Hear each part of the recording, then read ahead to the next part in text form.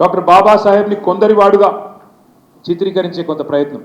ఒకటి మాత్రం పక్కా, మనిషి పుట్టిన 5 నిమిషాలకి పుట్టేది కులం. నువ్వు ఏ కులంలో పుడతావు నీకు తెలియదు. పుట్టిన 5 నిమిషాలకి నువ్వు ఫలానా కులం, ఫలానా మతం, ఫలానా దేశం అని, ఫలానా రాష్ట్రం 5 నిమిషాల తర్వాత ఖరారైతుంది.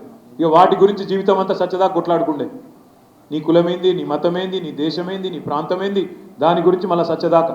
మనిషి పుట్టినాక 5 నిమిషాలకు పుట్టే కొన్ని విషయాలను పట్టుకొని జీవితాంతం తనలాడే పరిస్థితి. కానీ మనందరం గర్వంగా ఒక మాట మాత్రం చెప్పుకోవాలి.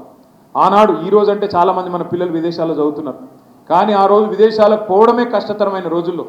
అందులో భారతదేశంలో ఉండే కులతత్వం, భారతదేశంలో ఉండే కులస్వామ్యంలో ఆ రోజుల్లో ఆనాడు డాక్టర్ బాబాసాహెబ్ అంబేద్కర్ గారు 110 సంవత్సరాల కిందట లండన్ స్కూల్ ఆఫ్ ఎకనామిక్స్లో చదువుకున్నాడు.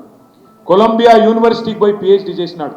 అట్లాంటి విశ్వమానవుడిని ఎవరైనా తక్కువ చేసి మాట్లాడితే మనందరం ఒకటే గొంతుతో ఒకటే మాట చెప్పాలి. ఈ దేశంలో మహాత్మా గాంధీ ఎంత గొప్పవాడో, మహాత్మా గాంధీ ఎట్లా అందరివాడో, అంబేద్కర్ కూడా ఖచ్చితంగా అందరివాడే. అంబేద్కర్ కొందరివాడు కాదు. ఈ దేశంలో రాజ్యాంగాన్ని ఇచ్చిన నాయకుడు, ఈ దేశంలో అణగారిన వర్గాలకు గొంతిచ్చిన నాయకుడు, మహిళలకు ఓటు హక్కు ఇచ్చిన నాయకుడు, అల్పసంఖ్యాకులైన తెలంగాణ ప్రజలకు అల్టిమేట్గా రాష్ట్రాన్ని ఇచ్చిన నాయకుడు డాక్టర్ బాబాసాహెబ్.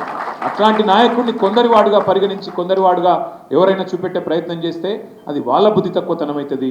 ఒకనాడు వెలివేసినట్టుండే దళిత వాడల్లో అక్కడ మాత్రమే పెట్టుకోవాలి అంబేద్కర్ విగ్రహాన్ని అని కాడి నుంచి హైదరాబాద్ నడిబొడ్డున, సెక్రటేరియట్ పక్కన హైదరాబాద్ నడిబొడ్డున విగ్రహాన్ని పెట్టిన నాయకుడు కేసీఆర్ గారు.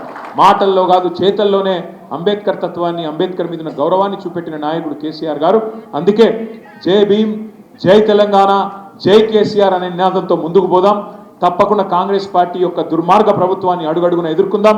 చివరిగా నేను చేసే విజ్ఞప్తి, ఇక్కడికి వచ్చిన ప్రతి ఒక్కరు, మీకు బాబాసాహెబ్ మీద గౌరవం ఉంటే ఇక్కడికి వచ్చిన ప్రతి ఒక్కరిని కొడతా ఉన్నాం. ఈడికెళ్ళి సీదా మనం మన పెద్ద అంబేద్కర్ విగ్రహం కాడికి పోదాం.